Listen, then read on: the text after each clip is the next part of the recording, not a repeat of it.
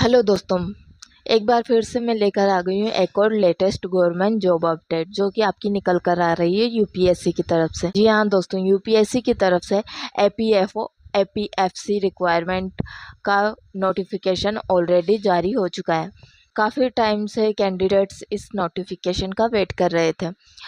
EPFO के बारे में तो आप जानते होंगे, जो कि केंद्र सरकार का एक काफ़ी बड़ा विभाग है।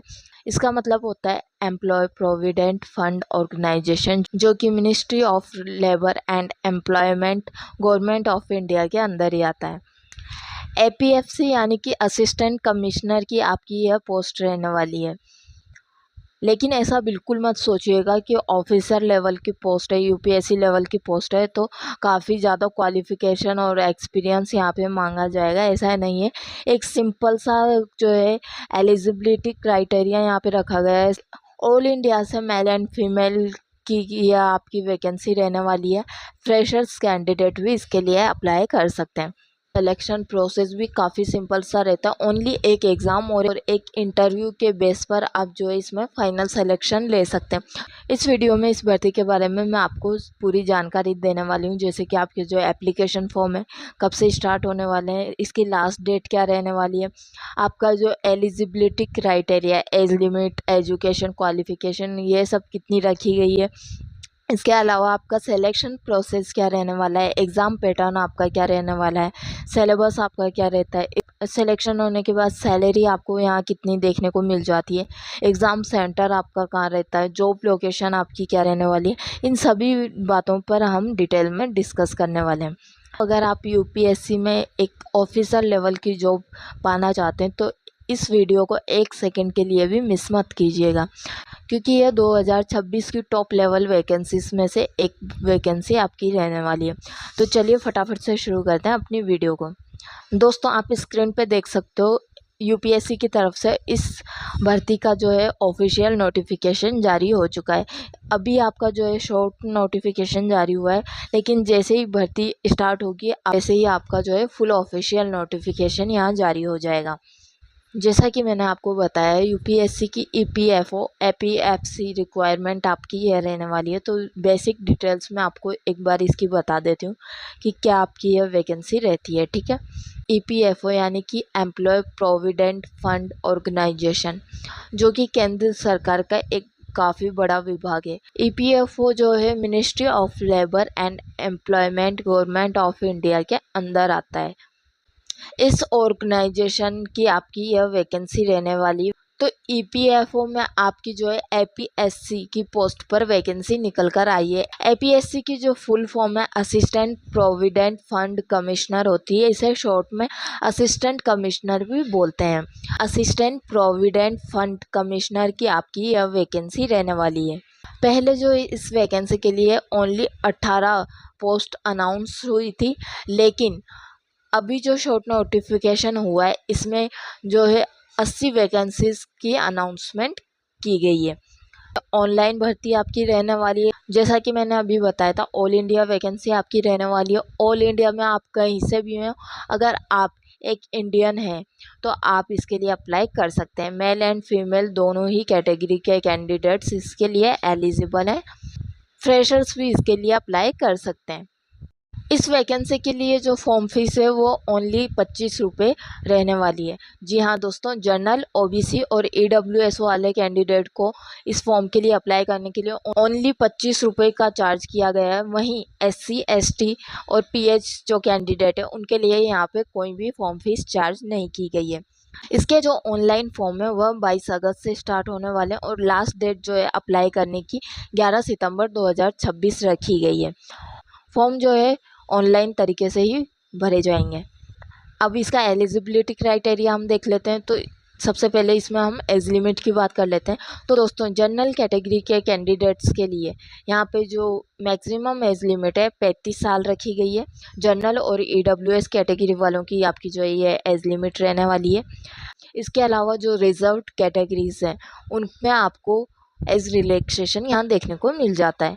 ओबीसी वालों को 3 साल तक का, एससी एसटी वालों को 5 साल तक का एज रिलैक्सेशन यहाँ देखने को मिलता है। वहीं पीडब्ल्यूबीडी कैटेगरी जो है उनको यहाँ पे 10 साल तक का एज रिलैक्सेशन देखने को मिल जाता है। अब बात कर लेते हैं एजुकेशन क्वालिफिकेशन के बारे में। एजुकेशन क्वालिफिकेशन की बात करें तो जैसे कि मैंने अभी बताया, कोई भी एक्सपीरियंस यहाँ पे आपका नहीं मांगा गया है। फ्रेशर्स कैंडिडेट इसके लिए एलिजिबल है। अगर आपने कोई भी बैचलर डिग्री पास कर रखी है, यानी कि आपने ग्रेजुएशन किया हुआ है, चाहे आपने ग्रेजुएशन के नाम पे बीए कर रखा हो, बीकॉम कर रखा हो, बीएससी कर रखा हो, बीटेक कर रखा हो, कुछ भी कर रखा हो, आप इसके लिए एलिजिबल हैं अगर आपने ग्रेजुएशन पास कर रखा है। तो यह सिंपल सी जो है एजुकेशन क्वालिफिकेशन यहाँ पे आपकी मांगी गई है। बात कर लेते हैं सिलेक्शन प्रोसीजर की। सिलेक्शन प्रोसीजर हम देख लेते हैं। सिलेक्शन प्रोसेस की बात कर लेते हैं। सिलेक्शन प्रोसेस इसका काफ़ी सिंपल सा आपका रहने वाला है। इसमें आपकी 2 स्टेज रहने वाली है। फर्स्ट आपका जो है रिक्रूटमेंट टेस्ट होता है।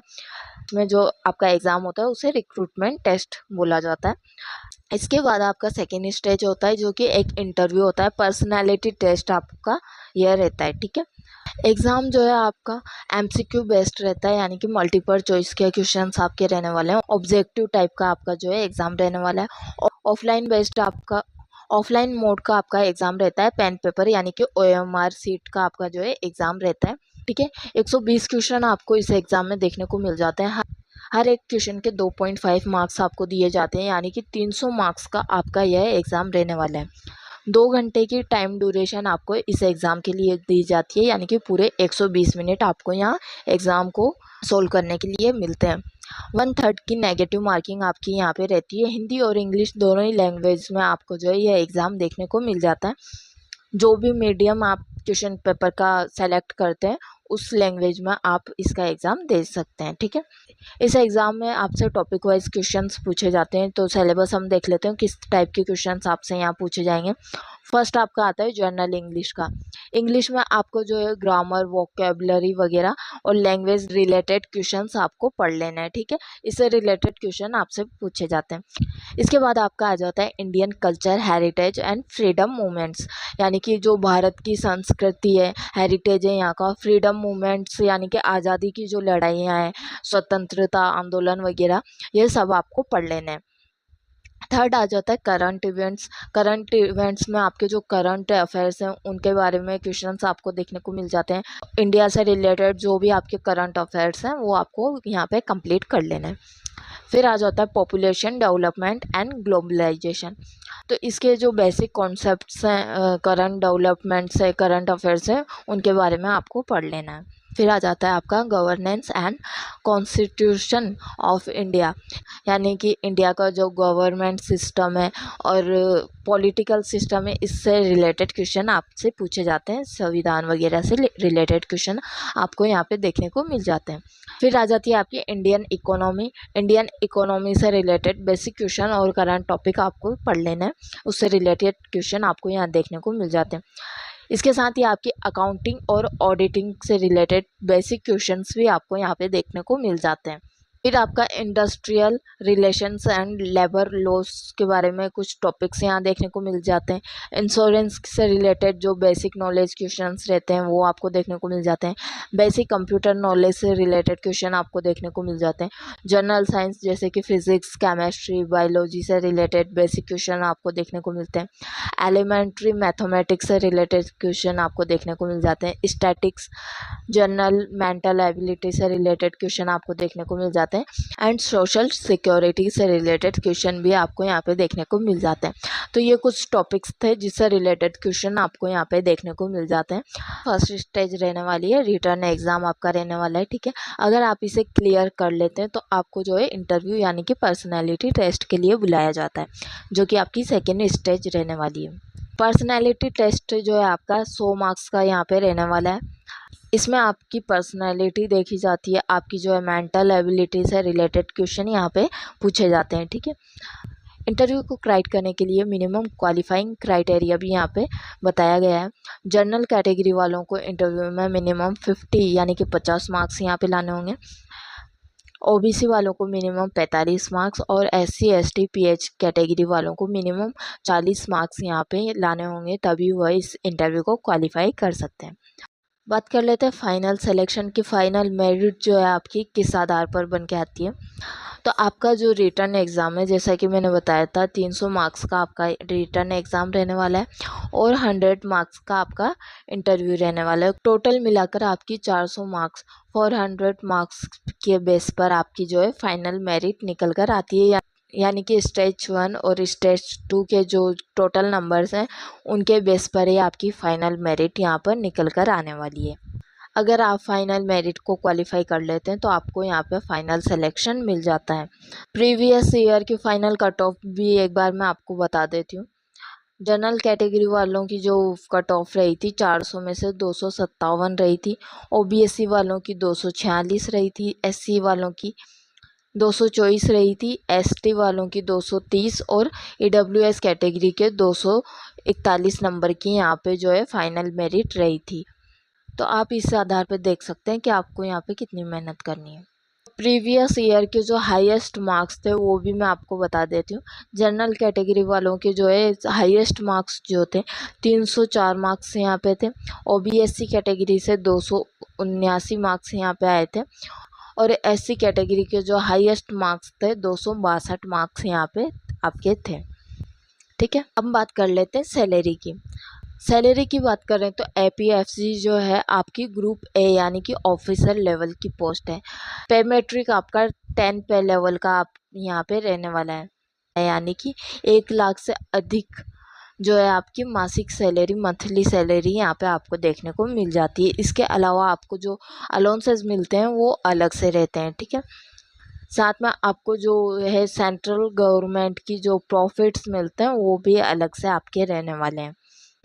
जॉब प्रोफाइल की बात करें तो ऑफिसर लेवल की आपकी पोस्ट रहने वाली है। एडमिनिस्ट्रेटिव और डिपार्टमेंटल जो रिस्पॉन्सिबिलिटीज़ रहती है वो आपको यहाँ पे निभानी रहती है। ठीक है, क्लेरिकल पोस्ट आपकी यहाँ पे नहीं रहने वाली है। ऑफिसर लेवल की आपकी पोस्ट रहने वाली है। कमिश्नर लेवल की आपकी पोस्ट रहने वाली है।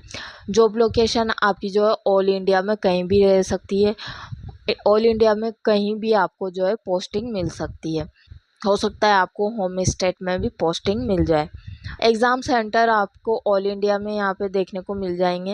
होम स्टेट में भी आपको जो है एग्ज़ाम सेंटर यहाँ पे देखने को मिल सकते हैं। तो दोस्तों ये आपकी जो है वैकेंसी रहने वाली है। जैसा कि मैंने बताया टोटल नंबर ऑफ पोस्ट है आपकी 80 निकल कर आई है। एप्लीकेशन फॉर्म इसके 2 दिन बाद यानी कि 22 अगस्त से स्टार्ट होने वाले हैं। लास्ट डेट आपकी 11 सितंबर रखी गई है। तो अगर आप इस वैकेंसी के लिए इंटरेस्टेड हैं तो जैसे ही फॉर्म स्टार्ट होए इसके लिए अप्लाई कर दीजिएगा। वैसे मैंने इस वीडियो में आपको वैकेंसी के बारे में सारी डिटेल बता दी है। फिर भी आपके मन में अगर कोई डाउट हो तो आप कमेंट बॉक्स में कमेंट करके पूछ सकते हैं। वीडियो पसंद आई हो तो लाइक कीजिएगा, दोस्तों के साथ शेयर कीजिएगा और अगर चैनल पर नए हो तो चैनल को सब्सक्राइब ज़रूर कर लीजिएगा। मिलते हैं अगली वीडियो में, जब तक के लिए धन्यवाद।